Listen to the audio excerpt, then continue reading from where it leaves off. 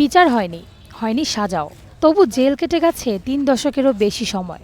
হবিগঞ্জের লাখাই উপজেলার সিংহগ্রামের কনু মিয়া ৩০ বছর ২ মাস ২০ দিন কারাভোগ করে জামিনে মুক্তি পেয়ে ফিরেছেন মুক্ত আকাশে। বেরিয়ে ভাইদের বুকে জড়িয়ে ধরলেন পরম মমতায়, চোখের জল আর বিস্ময়, এক মুহূর্তে তৈরি হয় আবেগঘন পরিবেশ। ১৯৯৫ সালের ২৫ মে হবিগঞ্জের লাখাই উপজেলার সিংহগ্রামে একটি হত্যা মামলায় কনু মিয়া গ্রেপ্তার হন। গ্রামবাসীরা তাকে ধরে পুলিশের সোপর্দ করেছিল। পরদিন আদালতের দায় স্বীকার করলে পাঠানো হয় কারাগারে। এরপরই শুরু হয় কনু মিয়ার বন্দি জীবন। আর্থিক অসচ্ছলতায় জামিনের চেষ্টাও করেননি কেউ। এই দীর্ঘ বন্দিত্বের অবসান ঘটান জেলা legal aid officer Mohammad Abbas Uddin. চলতি মাসের ৮ই জুলাই কারাগার পরিদর্শনে গিয়ে খোঁজ পান কনু মিয়ার। এরপর যোগাযোগ করেন মামলার বাদী ও পরিবারের সদস্যদের সঙ্গে।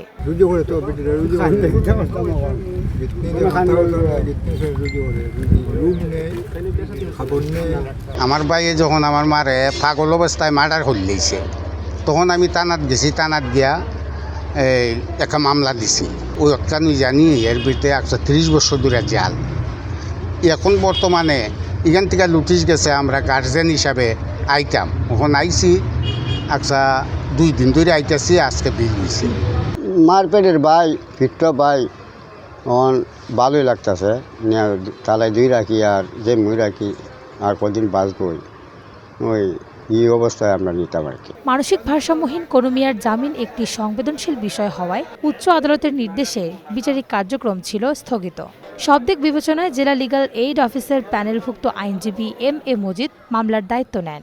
এই মামলার বাদী আসামির আফন ভাই, সে ৩০ বছরের বেশি কাল যাবৎ জেল হাজতে, মানসিকভাবে অসুস্থ, ইতিমধ্যে সে বৃদ্ধ হয়ে গেছে।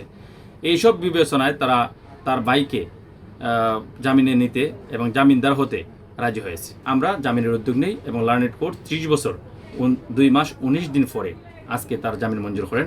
সোমবার জেলা ও দায়রা জজ আদালতের বিচারক জেসমিন আরা বেগম কনু মিয়ার জামিন মঞ্জুর করেন। এরপরই মুক্তি পান কনু মিয়া। তার নিরাপত্তা, চিকিৎসা ও ভরণপোষণের দায়িত্ব নিয়েছে পরিবার।